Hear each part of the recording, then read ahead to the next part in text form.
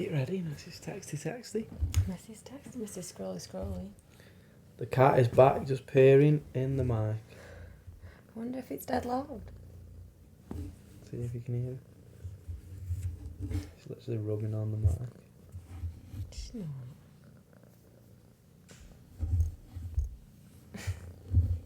This episode is just the cat purring Chill. for 40 minutes. She probably would, wouldn't she, if you fussed her? You would, wouldn't you?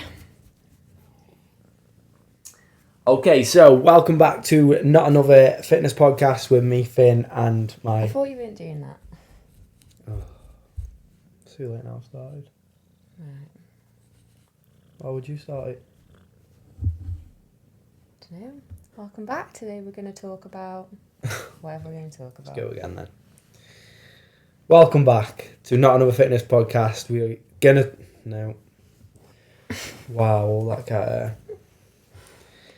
We're going to get it right. Maybe we just go into it now. You've rambled on that much. Okay, so today we are going to talk about scales, okay? So scales and scale weight and your relationship with that and how managing that is going to help you get better results.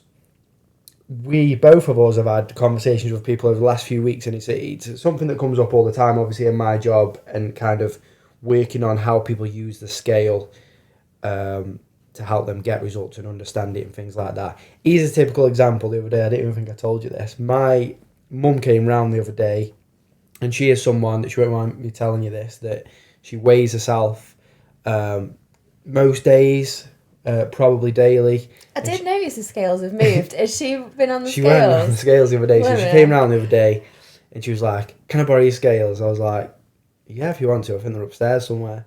So I was like, "Why do you want to borrow the scales now?" Like, it was like really random. She was like, "I just want to see what I'm weighing at the minute." And I was like, "Why?" And she was like, I think I'm definitely above what I'd like to be at." So I think she said her ideal weight is like around 10 stone. She feels a little bit heavier than that. So she wanted to kind of see whether she was heavier than that. And she was. And she was like, I was like, "Why do you need to be 10 stone? Why is that your ideal weight?" And she was like, "Well, that's where I kind of feel comfortable, and I feel a bit fitter and don't feel as heavy and bloated and those kind of things." So it kind of did make sense. So I get it, but I was just like... But she didn't need the scales to tell her that she was over that weight, did she? Because she knew she didn't feel very good. Yeah, so probably... she didn't need to weigh herself. She probably already knew, but she just wanted that what would she have clarification. done if she was 10 stone bang on?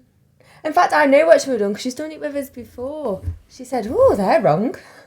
Maybe, yeah. She did.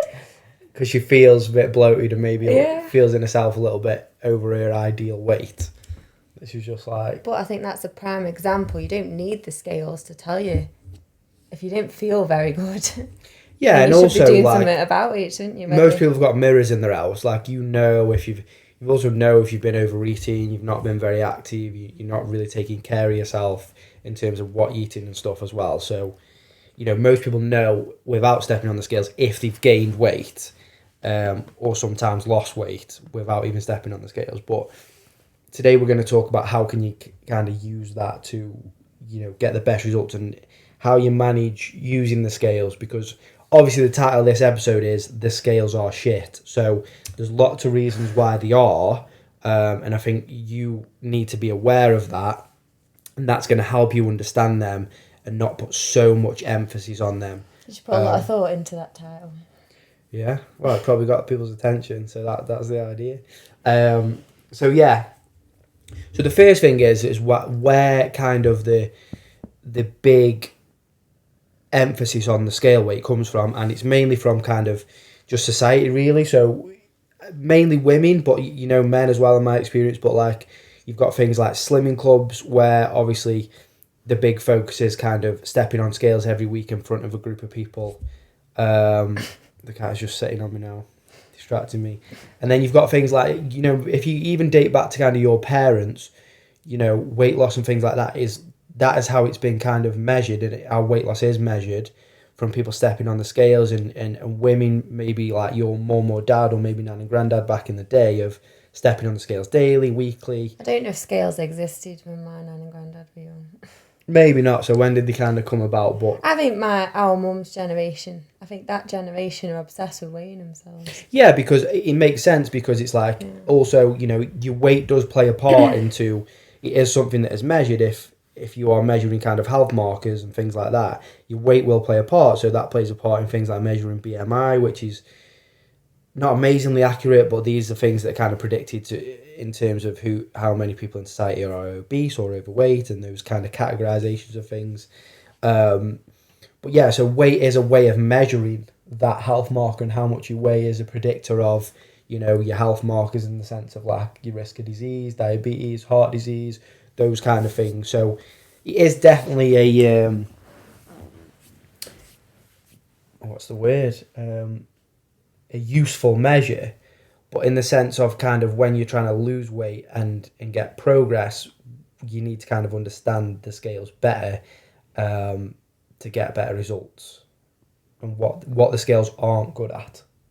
I'm not a big fan, am I? You're not a big fan. I'm quite anti-scale. I can't remember. Well, I do remember the last time I weighed myself. It was when you made me weigh myself for that challenge. Yeah, so like... I wasn't weighing myself, and he's like, no, you need to weigh yourself. Yeah, because again, for you to see that results, but also we were kind of showcasing the progress. And had it just been for me, I don't know whether I would have I think bothered. it was just you personally, you wouldn't know, you would have... Yeah, you feel that? Again, you've got a good relationship with your body and your weight and the scales as well, which a lot of people don't have, so... When that's the other way around and all you focus on is the scales and you're constantly looking at the way you look. I feel like when I did that challenge, you become obsessed with the scales. Yeah, I was because weighing myself every measure, week, yeah. and I was like, why has it only gone down half a pound? I've done dead well this week. Yeah. And I was becoming a bit obsessed, whereas normally I wouldn't even look at them and I'd be fine. So yeah, right. Again, I have loads of clients, male and female, but majority female, that put a lot of emphasis on the scales. So it's not just about, you know, it's almost kind of a marker of the self-worth, really, to a certain extent. A little bit like my mum was saying the other day, you know, she was kind of saying that's her ideal weight where she's kind of happy at. But people are like, okay, if I'm not that weight, then, you know, I feel really shit about not just my weight, but about myself and everything else. And it can really kind of be exacerbated into this big thing, and the number on the scales, you know, is not a representation of your self-worth, but it does kind of go that deep for some people. And then those are the people that are kind of stepping on the scales every single day, and the number that says is just like predicting how they're going to feel that day. So if it's a good number and it's close to that ideal weight that they have on their head, they're going to have a good day. If it's gone up one day from the last, they feel shit about themselves today, so they're in a bad mood, then they're having a bad day. And that is literally, I know some people will be listening to this who will literally do that, or I've felt like that at one point, or maybe still do. So this is what who that episode is for. So I think as well, if it doesn't read what you want it to read, people tend to just think, oh well, sod it, I've been doing dead good and it's done nothing, I'm going to go eat what I want because I might as well.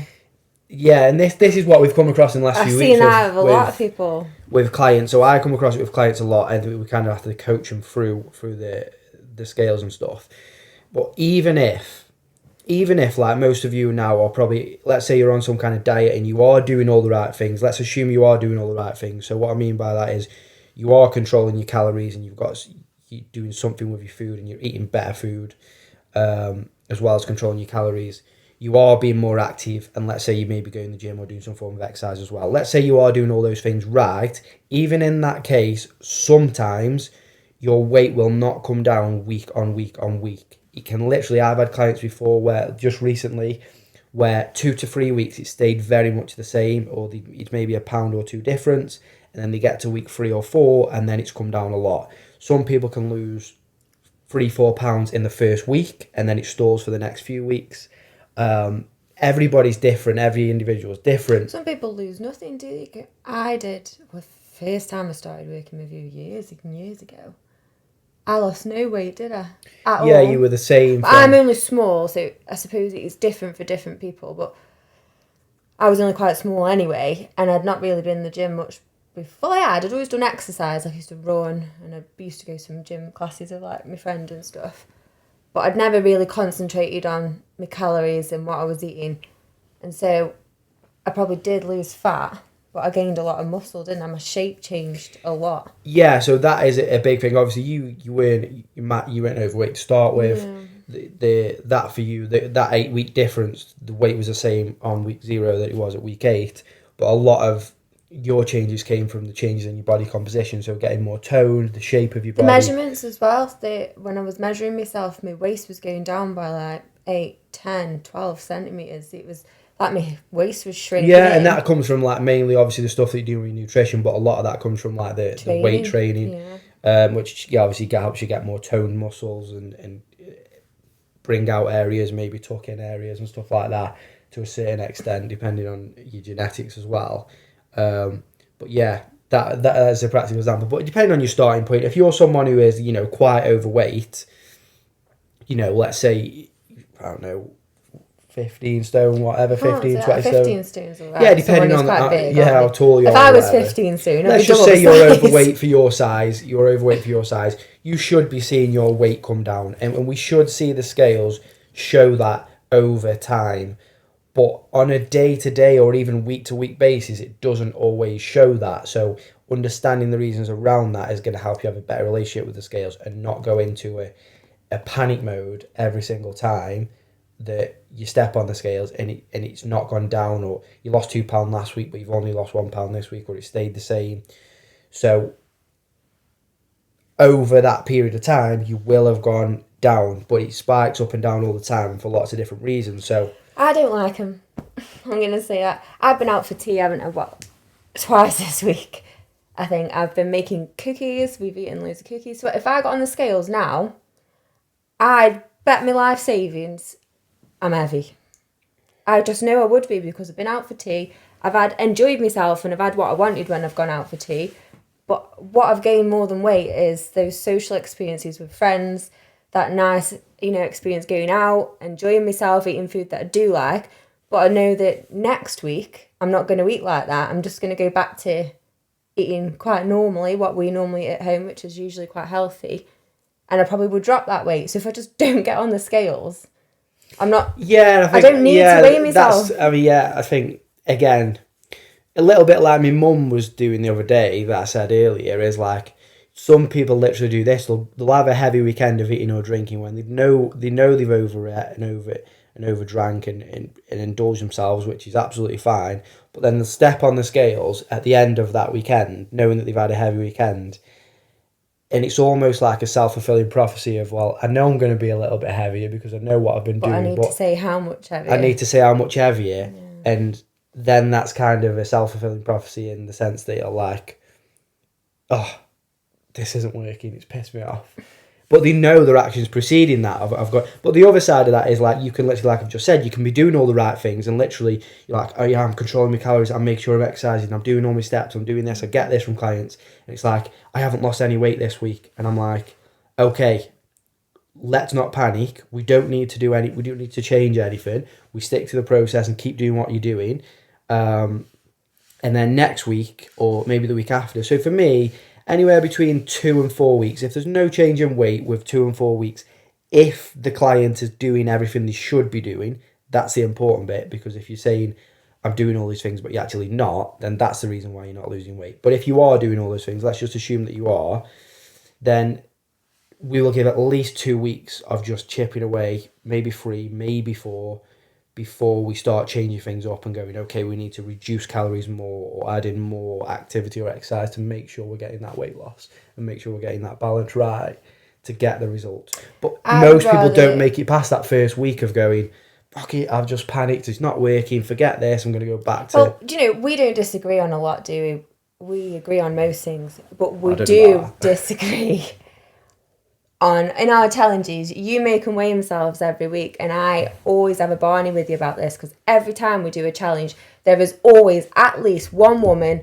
who messages on week 1 or 2 and says, Finn, I'm panicking, I've done my absolute best, I've put weight on or I've lost weight, and they're panicking and they know they're doing anything, the checklist is perfect, the calories have been worked out, and I always say to you, why do you make them do it? Why? What's the point? Like for women, for me, I think it makes sense to weigh yourself on the 1st of the month and weigh yourself again on the 1st of the month. Your cycle's the same. You've had 4 weeks to go through that. You're at the same point. Do it in the morning if you did it in the morning. But we don't agree, do we? You'd say, oh, just weigh No, I yourself don't disagree every with. week. And I'm like, no, I stop don't making know. these women It's not weigh that. themselves It's not. I every don't week. disagree with it. I think it's right, really. But I think if you're a woman, because of your cycle and everything like that, the best way to do it, in terms of weighing yourself, if you are doing it on a weekly basis, is weigh yourself if you know your cycle, which you probably should. Weigh yourself on week 1 of your cycle, let's say, and then compare that weight with week 1 of the next month's cycle. So if you weigh yourself on week 1, end of week 2, end of week 3, and end of week 4, and you're comparing end of week 1 to end of week 1 of the next month's cycle. But what's the point in that? If you're just going to compare week 1 to week 1, why don't you just do week 1 so and week sometimes, 1? literally, sometimes we'll say to the women, okay, we'll weigh yourself monthly then, just once a month. The problem with that is with some people is that they will just go and weigh themselves anyway, because a month's a long time to wait in between those two time periods to see if everything that they're doing is working. Is it though? Because I know from these other factors, when I'm eating well, like you said, I've got a mirror in my house. We've got a few mirrors in the house. I know when I look at myself in the mirror, I'm looking good. I can see from my side profile, my stomach doesn't look as bloated, or I can see by my clothes that it's probably a little bit baggier than it was a couple of weeks ago. So those are the things that keep me going. I don't need to weigh myself. We're going to talk about that in a bit, aren't we? About the other things of how you can measure, not just the scales. But again, you are someone who's got a good relationship with your body and good relationship with food, good relationship with the scales. For somebody who doesn't have that, and also somebody who's maybe trying to get results, and let's say they are, doing everything right, that they want to see that visual progress, and most people's go-to is to go to the scales. They don't necessarily go, my clothes feel a little bit better, I'm feeling a bit more healthier, they I'm feeling do, fitter. but then they want that backed up by the scales. Exactly, and then... So they know they feel good, they know the clothes are getting bigger, they know they look good in the mirror. But even though they know all those things, if the scales hasn't gone down, all those things get disregarded, and then they're almost saying, well, this process isn't working. And obviously you want the weight loss to happen, but sometimes you've got to be patient and keep sticking at it, for a few weeks before it kind of comes down, and there's lots of things that can kind of... Ultimately, there's no hiding it. If you're overweight, the scales will come down if you lose fat. Over time. Yeah, there's no way of getting around that. But people are wanting to see this almost daily reduction and no fluctuations, and that's just a daily, weekly of just down, or start of this, just it's like that steady sweeping down scale, and that is just an unrealistic way of, even if you're doing all the things right, of expecting the scales to do that is never going to happen. I've never had a client that's happened with, even if they are the most, consistent client that's doing all the things right, and you're not deviating from any of the things. Do you know what I mean? But we'll have a time of the month while half of us do. Yeah, and then this is the thing with the scales, like what I'm saying is, even if you're doing all the things right, there's so many things that are outside of your control that affect the scales that literally you cannot control. So you have to accept that will play into fluctuating. So sometimes what I'll do with like clients, especially my female clients, is I'll go, okay, what you need to do now is we're going to weigh yourself every single day for the next 2, 3, 4 weeks. I wouldn't get them do this long term, but I get them doing it. It's almost like an experiment for them to see the daily fluctuations and how the scale goes up and down, but over time it will go down if they are doing all the right things. Because in their mind, they need to see and accept that this up and down part is part of the process. Yes, but people who do that, they can't accept it. The majority of people who weigh themselves every day will never be accepting of that situation because they don't have a good relationship with it. And it freaks me right out to tell somebody to weigh themselves every day, because there are very few people it depends on the person who have a good enough relationship. I could do that, but I still probably would get affected by it. That's why I just don't go near them. Yeah, it depends on the person. It does. It does, I won't do the same with one does. client that I do with another, No, but of course. sometimes I'll say, well, okay, we'll do weekly or we'll do monthly. Sometimes it's daily. It depends on their relationship with the scale and things like that, and that will play into it. Obviously, if it's something that really does affect their day and they've got quite a bad relationship with the scale, then probably weighing yourself every day isn't a good idea because it's going to play into that. But over that kind of experiment, sometimes it can flip the thinking and going, actually, I understand how it works a little bit in terms of fluctuation. I'm more accepting of that. So now, Depending on the person. yeah, I'm going to get better results because I'm more accepting of that. Do you know what I mean? So everybody's different, but the main thing that we're saying is you have to accept that it's going to fluctuate no matter who you are, but especially more so you ladies, because you've got periods and those kind of things, it will fluctuate. So just off the top of my head, some things that will make it fluctuate is the amount of water you drink in a day, so how hydrated you are, the amount of salt you've had today, so how much sodium you've got on your body is going to play into kind of your hydration levels, and that's going to affect how much you weigh. The amount of carbohydrates you've had on a daily basis is going to affect how much that carbs attaches to water. So again, I was thinking about this. Is a carbohydrate called a carbohydrate because it links to water, like hydrate? Probably, yeah. Yeah. One of my children was asking me about carbohydrates, and I was telling him it attaches to water. Because they've got a relationship with water. So all these things that I'm kind of talking about, and then your period, so your time of the month, depending on what week you are, usually the week before or the week of your period, you can have kind of water retention related to that. But all those things I've just kind of listed are all to do with water retention inside your body. And for you personally, what you can do about those things is just very, very minimal. To even if you could do some things that would make it less or more, I wouldn't even bother, because it's nothing to do with your fat loss, and that is the goal really. Most people want weight loss, but what they're really saying is they want fat loss. Mm-hmm. And the weight is affected by all these water fluctuations that are caused by the things that I've just said, and that is the things that is kind of seen on the scales and misunderstood, and then leads into, oh, forget this process, or it's not working, or I'm not getting the results after 1 week of just, okay, it's only gone down a pound, or I've gone up a pound, and not understanding that could be a reason why. So we've got a problem. How do we solve this problem? What can you do instead of weighing yourself? Okay. What do you want to say? You know. I do know. So I wouldn't say not weigh yourself.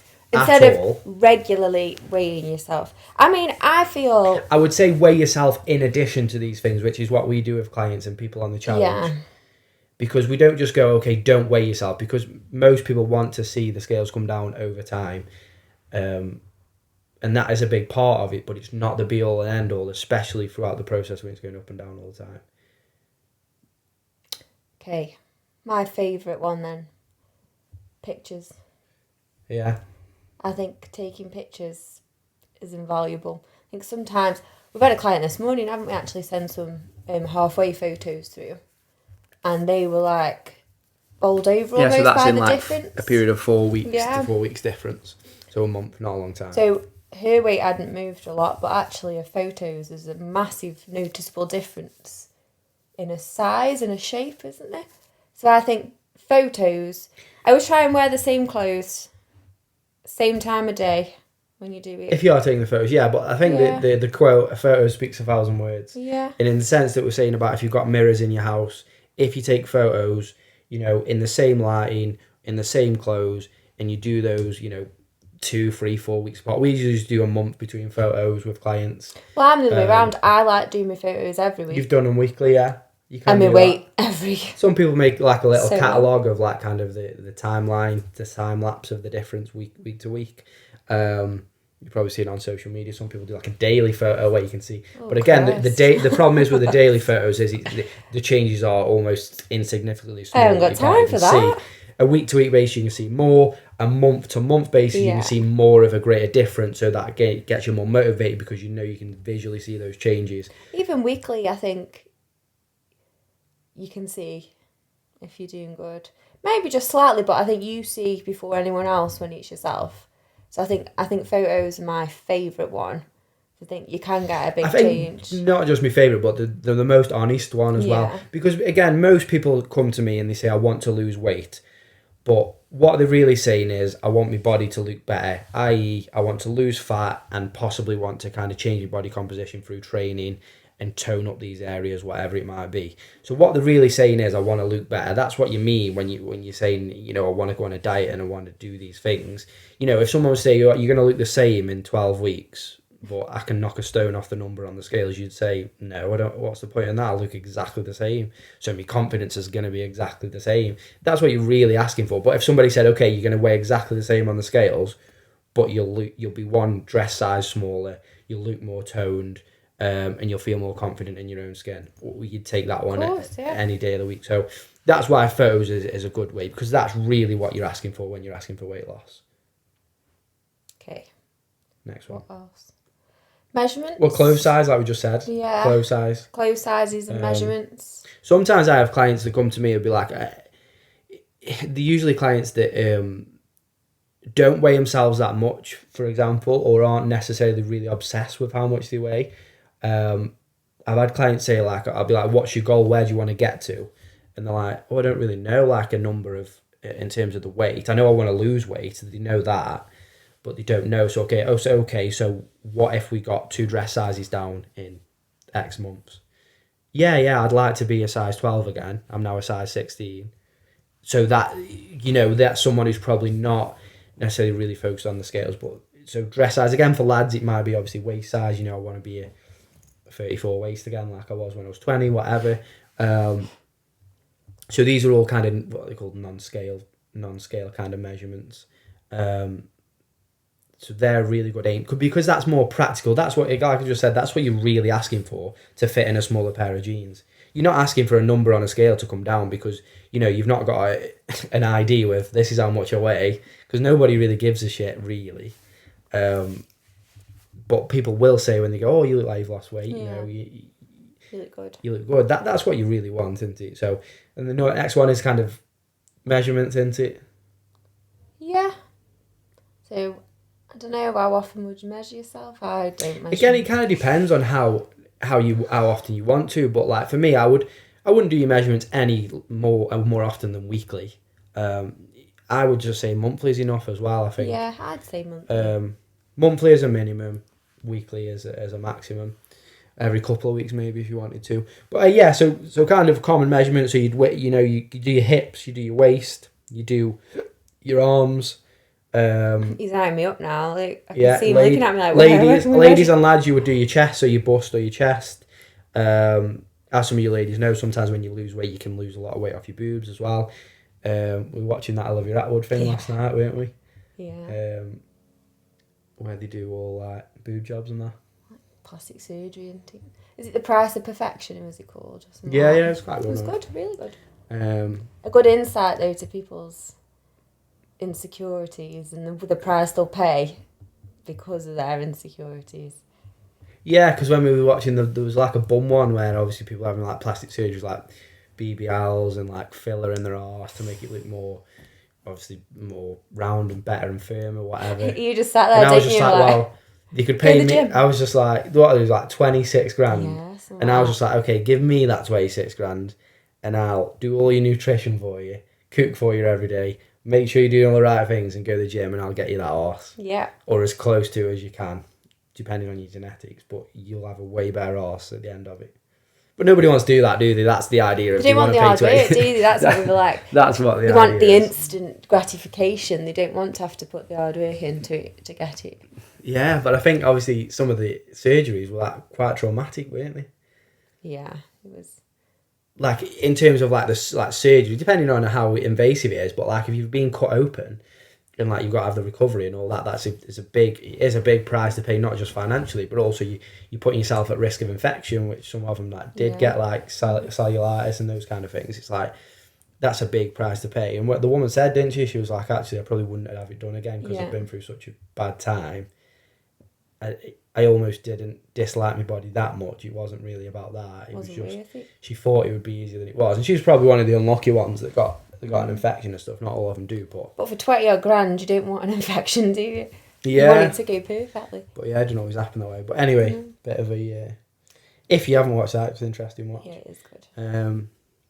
So yeah, we were saying kind of measurement. So yeah, they're the common ones: waist, bum, bust, arms, legs, and then obviously just again, make sure you can be as accurate as you can with those. So like if you're doing like for legs, an example, have a marker where you go. So if we do waist, I would usually use a marker like in line with your belly button.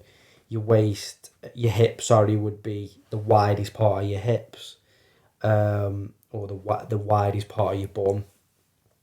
Arms would make sure, okay, we're just in the middle point, because sometimes there can be a little bit of a skew in the sense of like, okay, if I measure my arm at the biggest part, and then next week I measure it the smallest part. Yeah, I always look at like moles, because I have like the odd little mole. Yeah, as long as you're measuring the same place as close as you can. Any marks on my body, try line it up with that. You know, and then you'd be surprised, like again, we've had clients that haven't lost necessarily that much weight, but in terms of the measurements, and from all the measurements have come away from all the right places. So usually the hips, the waist is the biggest one because that's the tummy area. So they're really surprised at the measurements, but actually if they just looked at the weight, they wouldn't have been that happy with that. So that would have knocked them off the process, and they wouldn't have carried on, probably been a bit demotivated, and not happy with the results that they got. So this is why it's important to measure all the other areas, because literally, like we've explained, the weight isn't everything, even though it's part of it. It doesn't show the whole story. It's one piece of the pie, basically, is what I say. It's not the whole pie, so we have to look at all these other areas, so pictures, measurements. And then over the other practical things, like we said, fitness. Yeah. Strength, like if you are doing training as part of it, like if your fitness has gone up, if you're stronger than you've been before, like if you're more confident than you've been before, like this is something that people, you know, usually if you're getting results and you're looking and feeling better, you're probably going to have more confidence that spill into other areas of your life as well. We've got loads of stairs at work, and I've gone on about these stairs plenty of times before, so you probably know. But when you get to the top of these stairs, it's usually, to be fair, it's when we've had a holiday. So if we've had like a half term, or especially 2 weeks like Christmas, normally by the end of the half term, you can nail all 62 stairs, no bother. You get to the top and you're like, yeah, no problem. Do it every day, do it 3-4 times a day, fine. Come back after Christmas when you've eaten loads and you go up them stairs, I couldn't breathe, I needed like an oxygen tank. Yeah, so it's just a good measure to know, you know, so I again. think that when you're getting up the stairs and you're thinking, oh my God, I would usually be out of breath here, and actually I'm not, and I feel pretty good about something it. as simple as going upstairs, and I get that from clients all the time, like I don't get out of breath when I'm going upstairs now, or the stairs at work, like you've just said. I mean, it's quite extreme, at 60 odd steps is a lot, but... No, I literally, people do say that, and it's like sometimes that isn't to be kind of overlooked, because I know really, like, at first, most people don't really give a shit about getting fitter, unless you're really into fitness. What you want is, you know, you want your body to look better. That's what people are paying for most of the time. But then when people carry on, actually the focus starts shifting. It's like, oh, I'm getting results with my body, but actually I love this way. Love the way it makes me feel, and I love feeling fit and healthy and strong. And even though they didn't start for those reasons, they probably carry on for those reasons. I had a kid yesterday. Someone come up, when a member of the staff come up to me on the top floor, open the door, and they're like, Miss Billings. They were out of breath, which happens to everybody. And one of the kids went, she's really out of breath. Say how it is, don't they, kids?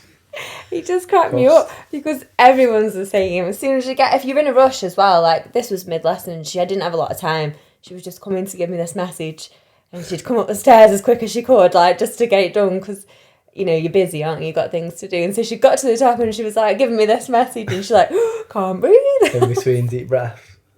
It is horrific. You don't realise how bad they are. If you're in a rush trying to get up all them stairs, it's a massive, massive workout, I feel. So it just cracked me up there, because kids just say it as it is, don't they? It's like, she can't breathe. So yeah, I think with anything else really need to say on the scales, really? No, I'm not a fan, but I know everyone's not like me. But again, you've never been someone who's been massively overweight, so... Yeah, but I've grown up in a house with several people who are obsessed with weighing themselves and are obsessed. And my mum would say the same. Weight. That story, if like I said about my mum, was, again, she wouldn't mind me saying, she is a little bit obsessed with the scales, and it's maybe a generation thing, a personal thing as well, through how she's kind of used the scales in her life. Usually I feel it's quite and this is a bit deep now, it's quite an emotional thing. People who, I won't say eat their emotions, so when they feel sad they might eat, when they feel happy they might eat. I've always noticed people who are emotional eaters have that relationship with scales. It's quite Yeah, well, they usually come together. If you've got a pretty poor relationship with your weight, you've got a pretty, not always, but you've got a pretty poor relationship with food, which usually means you've got a pretty poor relationship with the scales, because they all kind of affect each other. Because let's say you are someone who emotionally eats a lot, which we all do, but some people do this to an extreme. You're someone who emotionally eats a lot, so then you do that, and then you step on the scales to kind of, again, self-fulfill that prophecy of, I'm fat and I feel shit about myself, so then I eat more food, and then that kind of just goes round in a cycle. So that, yeah, it's kind of a justification of those things of going, what, I feel shit about myself today, I know I'm overweight, so what's a way to kind of make that real? Step on the scales, look at the number on the scales, know that I'm overweight, give it a number. Now I feel even more shit about myself. Now So I'm going to more eat. emotionally, and the cycle just repeats. So, yeah, definitely. I think it goes deeper than that sometimes. I think a lot of people could probably benefit from psychological help in that way, like in terms of your mindset and how to deal with it. But it runs so deep that people sometimes don't even think about that. I know. Yeah, there's many factors at play, and there, like, definitely, like, it's loads of people who would benefit from sitting down with a psychologist and just talking about why they have these relationships with the scales, why they have these relationships and where it comes with from. the food. Yeah, where does that come from? Let's stem all the way back to your childhood. What did you grow up watching? Well, I watched my mum weigh herself every single day, and I watched my mum do this. He's a good practical example. That's something that you probably never thought about, and I've said this before at some point. If I was told this as a kid as well, and most of you probably were. When you were a kid and you're eating a meal and your parents say, make sure you finish that. You've got to finish all your tea if you want a dessert. Now that is just something that people said and parents did, because it was like, you've got to eat all your food and then you get a dessert after.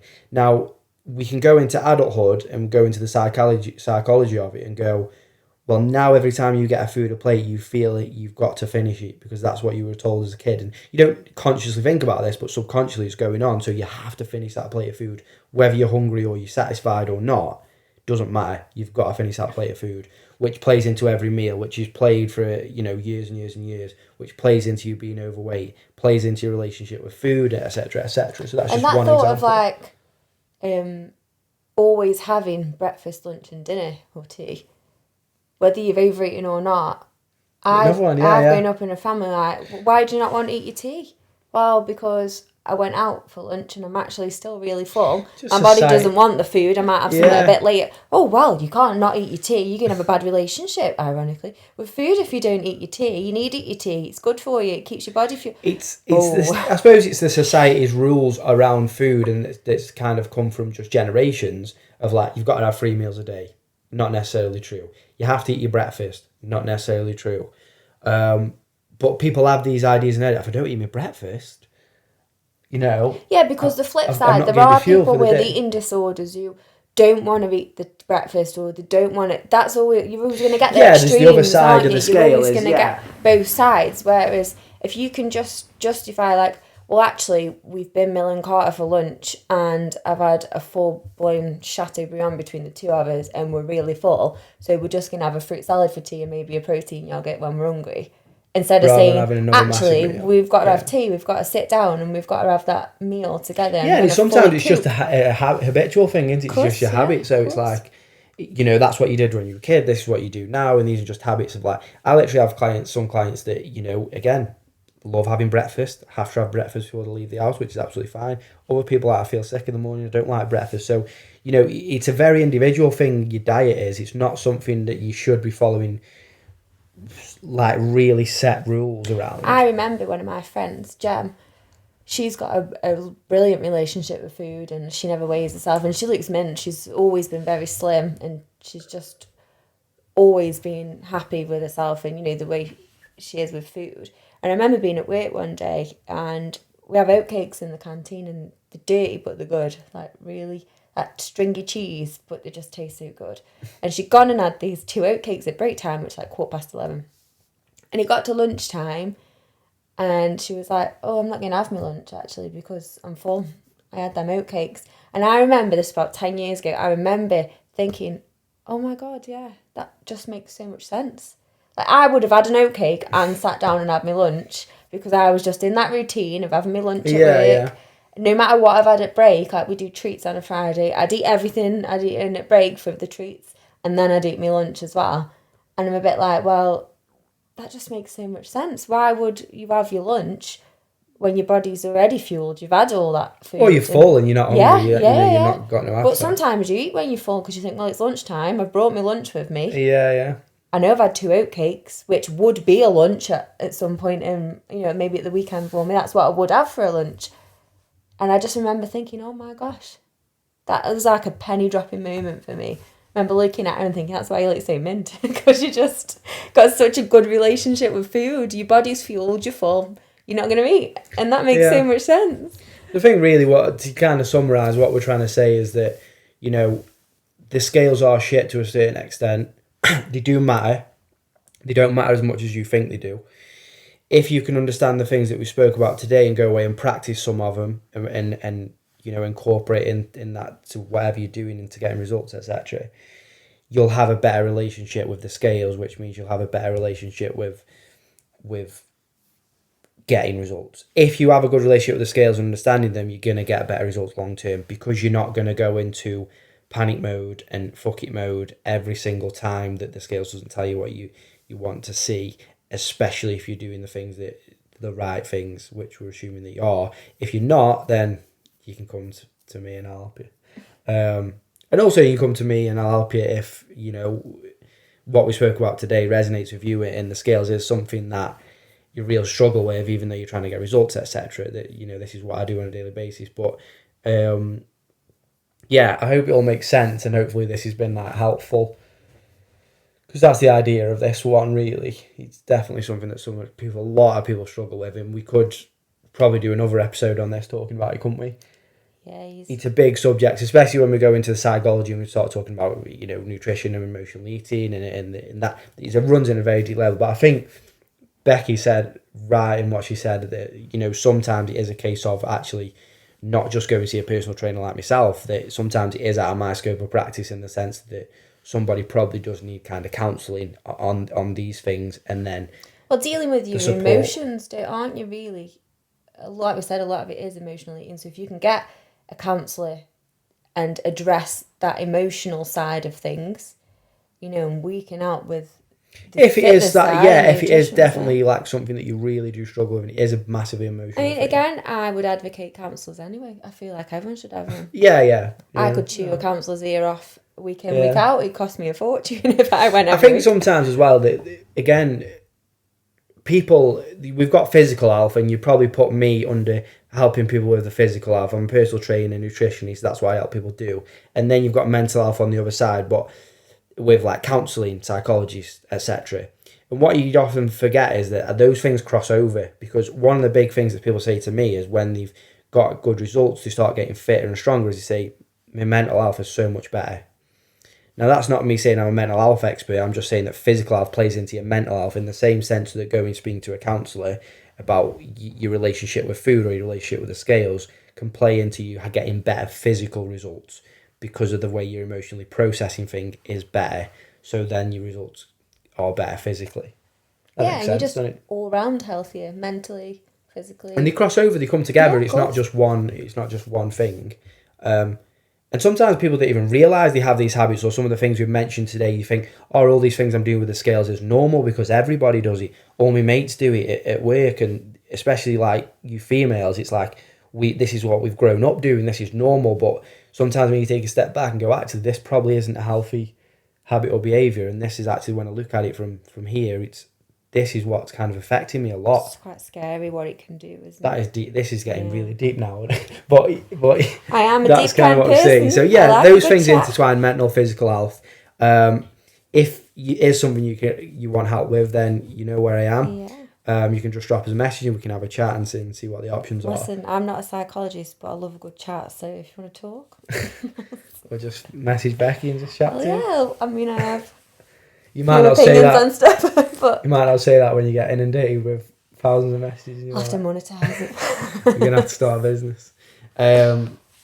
So yeah, hopefully this has helped you get a better relationship with the scales. Or even just open your eyes and maybe made you realise that sometimes you might possibly have an unhealthy relationship with scales, because sometimes people don't realise that, do they? This is like you say, this is they the think it's idea normal. of. So even if listening what- to this has made you even question whether your relationship with the scales is healthy or not, I think that can be the start of the journey of being Of making, healthy. yeah, Yeah. and getting a better relationship, and then Yeah. therefore getting better results, which is why you're here and why you're listening to this, because that's what you really want. Absolutely. So yeah, thanks for listening. Don't forget to screenshot the episode and put it on your story, or share it with friends or someone you know who maybe suffers with this problem. It might be a good way to sometimes these awkward conversations that you probably wouldn't have with a friend about, I think you've got a problem with the scales.